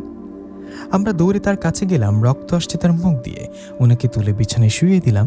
বেশ কিছুক্ষণ পর তিনি আমাদের সবাইকে বললেন, দেখো, এটা আমার দ্বারা হবে না। এই প্রেতাত্মারা, পিশাচ, জিনেরা, কাফির খুব খারাপ। এরা কালো জাদু শেখার জন্য মাঝে মাঝে ধ্যানে বসে। তোমরা জানো তোমরা কি করেছো? সেই জঙ্গল বাড়িটাতে এই অশুভ শক্তিরা থাকতো অনেক বছর ধরে। তারা একটা সাধনায় বসেছিল। তখন তারা যখন ধ্যান করছিল তখনই তাদের ডিস্টার্ব করেছো তোমরা পিকনিক করতে গিয়ে। এখন তো ওরা, কথাটা বলে কবিরাজ থেমে গেল। তখন বললাম, আমরা কি, ওরা কি করবে আমাদের? বলেন বলেন প্লিজ। আমার কথার উত্তর না দিয়ে কবিরাজ আমাদেরকে বললেন, আমাদের এটা সম্ভব না। এরা কাফের, ভয়ঙ্কর জিন। এরা কালো জাদুতে উস্তাদ। এদের শক্তি অনেক। তোমরা কোনো বড় কবিরাজ বা সাধকের কাছে যাও, আর হ্যাঁ, সাবধানে থেকো। কবিরাজের মুখে সব কথা শুনে টেনশনে পড়ে গেলাম। কি করবো এখন আমরা? একজন আরেকজনকে বলাবলি করছি, কিরে কি করবো এখন? আর কি করার আছে? বলতে একটা করে ফেলেছি, এখন জীবন বাঁচাতে হবে। এই ভেবে সবাই চিন্তা করলাম অন্য কোনো কবিরাজের কাছে যাব। কথা মতো 2 দিন পর অন্য একটা কবিরাজের কাছে গেলাম। গিয়ে সব কিছু খুলে বললাম। কবিরাজ আমাদের কথা শুনে বলেন, বুঝলাম, আসলে এরা খারাপ জিন। এদের কেউ ডিস্টার্ব করলে বা কোনো কাজে বাধা দিলে এরা পিছু ছাড়তে চায় না। আমি দেখছি কি করা যায়। এই বলে সাধক কিছু কাজ করলেন ও আমাদের সবাইকে একটা করে তাবিজ দিয়ে বললেন, এটা পড়ে থাকবে সব সময়, আশা করি কিচ্ছু হবে না আর। কবিরাজের কথা মতো তাবিজ কবজ নিয়ে শান্তি পেলাম। সবে ভাবলাম এখন মনে হয় সব ঠিক হয়ে যাবে। এভাবে কিছুদিন চলে গেল, কারোর সাথে কিছুই ঘটেনি। বেশ কিছুদিন যাবার পর এক সকালবেলায় তন্ময় দৌড়াতে দৌড়াতে আমার বাড়িতে এসে বলল, রনি, সর্বনাশ হয়েছে রে। ওকে হাঁপাতে দেখে আমি বললাম, আরে এভাবে দৌড়ে আসলি কেন? আর কি সর্বনাশ হয়েছে? বস বস এখানে, আর বল কি হয়েছে। আমার কথা শুনে তন্ময় ভয় ভয় বলে উঠল, ভাই কি বলবো, বলার ভাষা নেই। কবজে কাজ হচ্ছে না। আমার সাথে আবারও ভয়ানক ঘটনা ঘটছে। কি বলিস? কি হচ্ছে বলতো? তখন তন্ময় বলল, কালকে রাতে হঠাৎ ঘুমটা ভেঙে গিয়েছিল আমার। কেন ভেঙেছে জানিস? কারণ আমি শুনতে পেলাম তুই আর বিপ্লব আমাকে ডাকছিস দরজায় ঠকঠক করে। আমি ভাবছি তোরা আমার বাড়িতে আসছিলি। এভাবে দরজা খুলে দেখি বাইরে কেউ নেই। তখন মনের ভুল ভেবে শুয়ে পড়লাম। একটু পর আবারও তোদের ডাক পেলাম ও দরজায় ঠকঠক আওয়াজ। এবার দরজা খুলে দেখি কেউ নেই। ভয়ানক কিছু হতে পারে এই ভেবে আর দরজা খুলিনি, ঘুমিয়ে গিয়েছিলাম। কতক্ষণ ঘুমিয়েছিলাম জানি না, হঠাৎ করে ঘুম ভেঙে যায় আমার। জানিস দোস্ত, ঘুম ভাঙতে দেখলাম কালো কাপড়ে ঢাকা 2টা ছায়া আমার পায়ের কাছে বসে আছে। আমি স্পষ্ট বুঝতে পারছি ওখানে 2 জন আমার পায়ের কাছে বসে আছে। আমি চিৎকার দিতে যাব কিন্তু আওয়াজ বেরোচ্ছে না। আমি যেন বোবা হয়ে গিয়েছিলাম। আমি চিৎকার দিতে যাব কিন্তু আমার আওয়াজই কিছুতেই বেরোচ্ছে না। শৈল নড়চড়া করতে পারছিলাম না। মুহূর্তেই একটা ভয়ানক কালো ছায়া আমার বুকের উপর উঠে বসে। আমি ব্যথায় ছটফট করছি। মনে হচ্ছে এই বুঝে অবয়বটা আমার বুকটা ছিঁড়ে ফেলবে। তোকে বলার ভাষা নেই। একটু পর সে অবয়ব দুটো একে অপরকে বলতে লাগলো, কবর হবে, কবর হবে, সব শেষ। এই বলে আমার পা ধরে জোরে টান দিয়ে মেঝেতে ফেলে দিল। আমি দেয়ালের সাথে সজোরে ধাক্কা খাই। শরীর নাড়াতে পারছি না, কিন্তু ফিল করতে পারছি আমার মাথার পেছন দিয়ে রক্ত পড়ছে। কি করব? তখন বসে বসে দেখছি ওদের তামাশা। হঠাৎ আমার দরজাটা ঠাস করে খুলে গেল। জানলাগুলো এমনভাবে দুলতে লাগলো মনে হচ্ছে ঘরের মধ্যে এখন বড় ঝড় হচ্ছে। বুঝতে পারলাম আমার রুমের ঝড়ের বেগ। কেউ একটা এসে ঢুকলো, সাথে সাদা কাফনে মোড়ানো একটা লাশ। কার লাশ? কে বেটা? আমার রুমে কিসের লাশ? আমি দেখলাম সেখানে 3 থেকে 4 জন ভয়ানক অবয়ব সেই লাশটার উপর ঝাঁপিয়ে পড়ল। দুজনে সেই লাশের উপর বসে তার বুকটা ছিঁড়ে কলিজাটা বের করে খেতে লাগলো, আর দুজন রক্ত নাড়ি ভরি খেতে লাগলো। এসব কি দেখছি আমি যে আর পারছি না। চোখের সামনে এসব ঘটছে আমার। ওরা সেই লাশটার শরীর ছিঁড়ে ছিঁড়ে খেতে লাগলো আর বলাবলি করতে লাগলো, শেষ, ও শেষ, কবর হবে, কবর। ওদের কথা শুনে আমি কাঁপতে লাগলাম। আর জানিস, একসময় আমি খেয়াল করে লাশটার মুখের দিকে তাকালাম। লাশের মুখে তাকাতেই যেন আমার অবস্থা আরও খারাপ, কারণ ওটা আসিফের লাশ ছিল। আসিফকে এভাবে ছিঁড়ে খাচ্ছে আমার সামনে। বুকটা ফেটে চিৎকার দিতে যাবো, তাও পারছি না। ওদিকে সেই ভয়ানক অবয়বগুলো রক্তমাখা মুখে হাসিতে লাগলো আমার দিকে তাকিয়ে। আমি নিজেকে ধরে রাখতে পারিনি আর জ্ঞান হারিয়ে পড়ে যাই। তারপর কি ঘটেছে আর জানি না। সকালবেলা বাবার ডাকে ঘুম ভাঙলো আমার। আমি নাকি নিচে শুয়েছিলাম। বাবা অনেক ডাকাডাকি করার পরও দরজা খুলছিলাম না। তখন বাবা দরজা ভেঙে ভেতরে আসে। আমার ঘুম ভাঙতেই বাবা আমাকে জিজ্ঞাসা করে, কে বাবা, তুই বিছানা রেখে নিচে পড়ে আছিস কেন? বাবার কথা শুনে এদিক সেদিক তাকালাম, কোথাও কেউ নেই। তাহলে সেই লাশটা কোথায়? আমাকে চিন্তিত দেখে বাবা বললেন, তোর কি কিছু হয়েছে বলতো? আমি তখন বাবার কথায় বলে উঠি, না বাবা, কিছু না, হয়তো স্বপ্ন দেখেছিলাম, তাই এখানে ঘুমের ঘরে শুয়ে পড়েছি। আমার কথা শুনে বাবা যা বললেন সেটা শুনে আমি মনে হয় আবারও জ্ঞান হারাবো। বাবার মুখে কথাটা শুনতেই তো তোর কাছে দৌড়ে আসলাম। তন্ময়ের মুখে কথাটা শুনে জিজ্ঞাসা করলাম, কি কথা বল, কিছু কি হয়েছে? তখন তন্ময় কান্না ভরা চোখে বলে উঠল, আসিফ মারা গেছে। জানিস, বাবা বলেছিলেন ওর লাশ কোথায় পাওয়া গেছে? ওই ভয়ানক ওই বাড়ির পাশে। আমি মনে হয় রাতে সেজন্য ওর লাশ দেখেছিলাম রে। আসিফকে ওরাই মেরেছে। হ্যাঁ, ওরাই মেরেছে। তন্ময়ের মুখে কথাটা শুনে মনে হয় আকাশ ভেঙে পড়ল আমার। কি? আসিফ মারা গেছে? বাসায় দেরি না করে তন্ময়, আমি আর বিপ্লব 3 জনে চলে গেলাম আসিফের বাড়িতে। সত্যি ঘটনা, আসিফ বেঁচে নেই। এখন কি তাহলে আমাদের পালাই ভেবে ভয় ভয়ে কাটতে থাকি দিন। এভাবে বেশ কিছুদিন ভালোই ছিলাম। হঠাৎ এক দুপুরবেলা মাঠে খেলতে গিয়েছিলাম। খেলা শেষে তন্ময় বলল, এই চল না, পুকুরে গোসল করবো, আজ অনেক গরম লাগছে। তন্ময়ের কথায় আমিও বিপ্লব দুজনে রাজি হলাম। ছোটবেলায় কত গোসল করেছি পুকুরে, বড়ই খুব কম নামা হয় পুকুরে। যাও, কথা মতো 3 জনেই পুকুরে গোসল করে নেমে পড়লাম। পুকুরে সাঁতার কাটছি, ভালোই লাগছে। হঠাৎ তন্ময় চিৎকার দিয়ে বলল, ভাই বাঁচা, কি যেন পা ধরে টানছে। ওর কথা শুনে আমিও বিপ্লব ওর দিকে এগিয়ে গেলাম। ঠিক তখনই খিলখিল করে হাসতে লাগলো তন্ময়। বলল, মজা করলাম ভাই, ভয় পেয়েছিলেন নাকি? আমিও বিপ্লব কথাটা শুনে রেগে বললাম, এসব নিয়ে কেউ ফাজলামো করে, ফাজিল। এই বলে নিজের মতো গোসল করতে লাগলাম। এবার বিপ্লব চিৎকার দিয়ে ডাকতে লাগলো আর বলল, রনি বাঁচা, ধর আমাকে, আমার পাখি টেনে ধরছে, আমি ডুবে যাচ্ছি। বিপ্লবের কথা শুনে আমি বললাম, হ্যাঁ হয়েছে, এবার থাম। তন্ময়ের মতো শুরু করলি তাই না? বাদ দে না ভাই সব, চল উঠি, বাড়ি যাব। কিন্তু আমার কথা শুনে বিপ্লব কথাই বলতে পারছিল না, আস্তে আস্তে ও ডুবে যাচ্ছিল। আরে সত্যি নাকি? এই বলে এগিয়ে গেলাম বিপ্লবের দিকে। ও তো সত্যি ডুবে গেছে। কোনোভাবে ওর হাতটা ধরে টানতে লাগলাম, এত ভারী কেন লাগছে? সত্যি নিশ্চয় কিছু একটা হয়েছে। শক্ত করে বিপ্লবের হাত ধরে টেনে পড়লাম। বিপ্লব হাঁপাতে হাঁপাতে বলল, ভাই একটু হলে মরে যেতাম। তুই ভাবছিলাম আমি মজা করছি? দেখ আমার পায়ের দিকে তাকা, দেখ পা এখনো আঙ্গুলের ছাপ বোঝা যাচ্ছে, দেখ এখনো জায়গাটা কালো হয়ে আছে। আমি দেখে বলে উঠলাম, আরে সত্যি তো, চল বিপ্লব, এখানে আর খারাপ কিছু হতে পারে, চল বাড়িতে চল। এই তন্ময় ওটাই, বাড়ি যাব। আমার কথা শুনে বিপ্লব বলল, রনি কাকে কি বলছিস? তন্ময় কই? আরে পুকুরেও তো কেউ নেই। দুজনে খুঁজতে লাগলাম তন্ময়কে। যেখানে গোসল করছিলাম সেখানে দুজন নেমে খুঁজছি, পাইনি। এদিক সেদিক ডাকাডাকি করছি, কিন্তু কোথাও পাইনি তন্ময়কে। উপায় না পেয়ে তন্ময়ের বাড়িতে গেলাম বিষয়টা বলতে। ওর বাড়িতে গিয়ে তন্ময়ের বাবাকে ডাকতে লাগলাম আর বললাম, আঙ্কেল তাতে চলেন, আমরা খেলা শেষ করে 3 জনে গোসল করছিলাম, হঠাৎ তন্ময়কে খুঁজে পাওয়া যাচ্ছে না, চলেন তাড়াতাড়ি।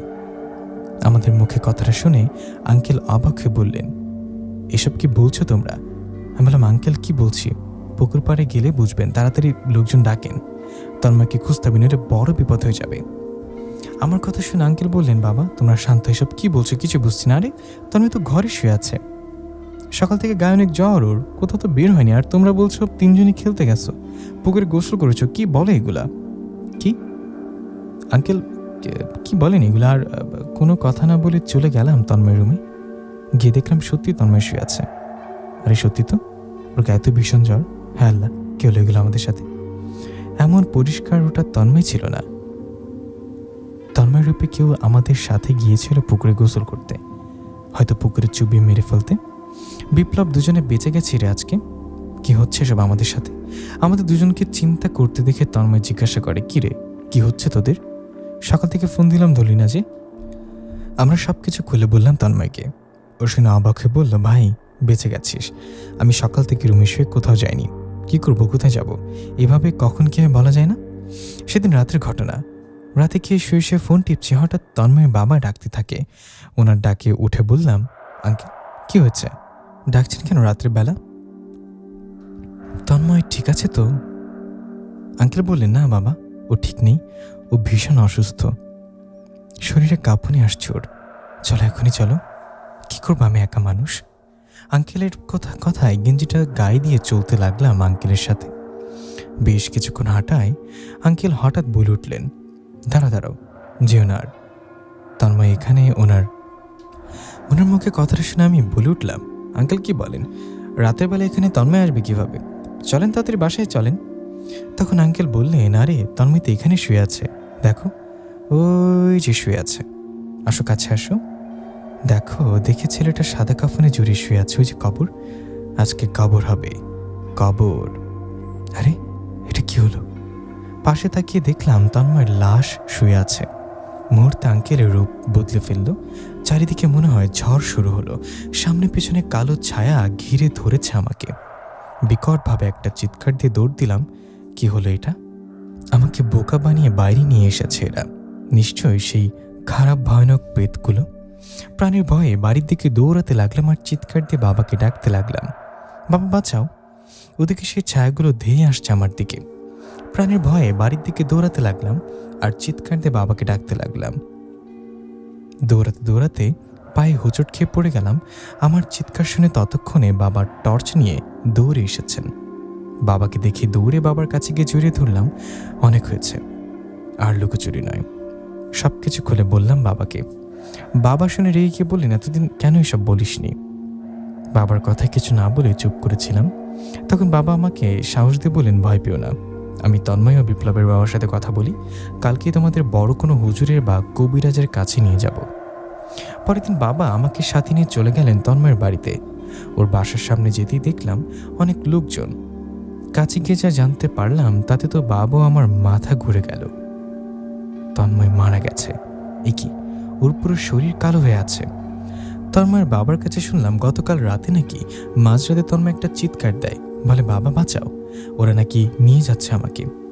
তন্ময় ডাকের বাবা তাড়াতাড়ি করে ওঠেন, কিন্তু তন্ময়কে আর খুঁজে পান না। সারা রাত খোঁজাখুঁজির পর সকালে ওর লাশ পাওয়া যায় সে পুরনো ভুতুরে বাড়িতে। আসিফ ও তন্ময় দুজনেই মারা গেল, এখন কি তাহলে আমাদের পালা? বাবা খুব চিন্তিত হয়ে পড়লেন। বিপ্লবের বাবার সাথে কথা বলে একজন হুজুরের কাছে নিয়ে গেলেন আমাকে আর বিপ্লবকে। তিনি ছিলেন সেই এলাকার মধ্যে নাম করা বড় হুজুর। যাই হোক, ওনার কাছে যাবার পর হুজুর আমাদের দেখেই বললেন, এরকম একটা সমস্যা তাই না? হুজুরের মুখে কথাগুলো শুনে আমরা জিজ্ঞাসা করলাম, আপনি আগে থেকে জানলেন কেমনে? হুজুর তখন বললেন, আমার সাথে দুইটা ভালো জিন থাকে, ওরা বন্ধু আমার, অনেক পুরনো ও শক্তিশালী এরা। হুজুরের কথা শুনে আমার বাবা ও বিপ্লবের বাবা বললেন, হুজুর দয়া করে আমাদের ছেলেদেরকে বাঁচান, ওরা না বুঝে ভুল করেছে, ওরা তো কিছু জানে না ওই বাড়ির কথা। তখন হুজুর একটু চুপ করে থেকে বলে উঠলেন, কাজ হবে। আচ্ছা, আমি বিপ্লব ও রনিকে নিয়ে একটা রুমে যাচ্ছি, ওখানে আর কেউ যেতে পারবেন না। আর হ্যাঁ, বাইরে থেকে যতই চিৎকার বা কান্না শোনা যাক, ভয় পাবেন না, চিন্তা করবেন না, কাজ শেষ হলে আমরা নিজেরাই চলে আসব। কথা মতো আমিও বিপ্লব চলে গেলাম হুজুরের সাথে একটা রুমে। রুমটা বেশ অন্ধকার, কেমন একটা ভয় ভয় লাগছে, গা শিউরে উঠছে। হুজুর আমাদের দুজনের শরীর বন্ধ করে দিলেন আর বললেন, শোনো, আমি এখন ওই প্রেতাত্মাগুলোকে হাজির করব, ওরা কিন্তু ওদের আসল রূপে আসবে আর ভয় দেখানোর চেষ্টা করবে, যা কিছু হোক কথা বলবে না আর ভয় পাবে না। এই কথা বলে হুজুর বিড়বিড় করে দোয়া পড়তে লাগলেন। কিছুক্ষণ পর মনে হলো একটা ঝড় জানলা দিয়ে ভেতরে আসলো। ভেঙে দাও। আমিও বিপ্লব দুজনকে ধরে বসে আছি, শরীর কাঁপছে দুজনের। হুজুর আমাদের সামনে বসে হঠাৎ হুজুরের সামনে 3টা অবয়ব হাজির হলো। সে কি বলবো, খুব ভয়ানক দেখতে। চোখের মধ্যে আগুন জ্বলছে, পুরো শরীরে মনে হচ্ছে ঘা, মুখটা বাজে ভাবে পড়ে গেছে, লম্বা লম্বা সাদা চুল। ওদের মধ্যে থাকা মূল অবয়বটা হুজুরের দিকে তাকিয়ে রাগে কটমট করে বলল, তোর সাহস তো কম না, চিনিস আমাদের, তোর সাথে সাথে তোর পুরো পরিবারকে শেষ করে দেব। হুজুর এসব শুনে মুচকে একটা হাসিতে বললেন, যা পারিস করিস, আগে এটার উত্তর দে, এই ছেলেগুলোর পেছনে লাগতে গেলি কেন? হুজুরের কথা জবাবে সেই অবয়বটা বলে, আমি সাধনা করছিলাম, 40 বছর অপেক্ষা করেছি এই সাধনার জন্য। 40 বছর পরে সাধনাটা করতে পারলে আমাদের শক্তি আরও দ্বিগুণ হতো, তখন আমরা রাজত্ব করতাম সবখানে। ওদের জন্য সব শেষ হয়ে গেছে। ওরা সেই রাতে সেই পুরনো ভুতুরে বাড়িতে যদি পিকনিক না করতে যেত তাহলে কোনো সমস্যা হতো না। ওদের জন্য আমাদের সাধনা নষ্ট হয়েছে। আমরা ওদের কখনোই ছাড়ব না, মেরে ফেলবো ওদের, যেমন করে ওর 2 বন্ধুকে মেরেছি। কত কষ্ট দিয়ে মেরেছি জানিস না, জানিস না? বাদ দিয়ে সব, তোর মতো হুজুর আমাদের কিচ্ছু করতে পারবে না, প্রাণের মায়া থাকতে যেতে দে আমাদের। ওদের কথা শুনে হুজুর বললেন, ছেড়ে দেব, তার আগে কথা দিতে হবে, এদের 2 বন্ধুকে মেরে ফেলেছিস, এদের আর কিচ্ছু করবি না। হুজুরের মুখে কথা শুনে আবহাওয়াগুলো আহা করে হাসতে হাসতে বলল, কি ছেড়ে দেব? না, কখনোই না, ওদের প্রাণ নিয়ে তবেই ছাড়ব। এভাবে হুজুরের সাথে অনেক তর্ক হয়, কোনোভাবেই ছাড়বে না আমাদের।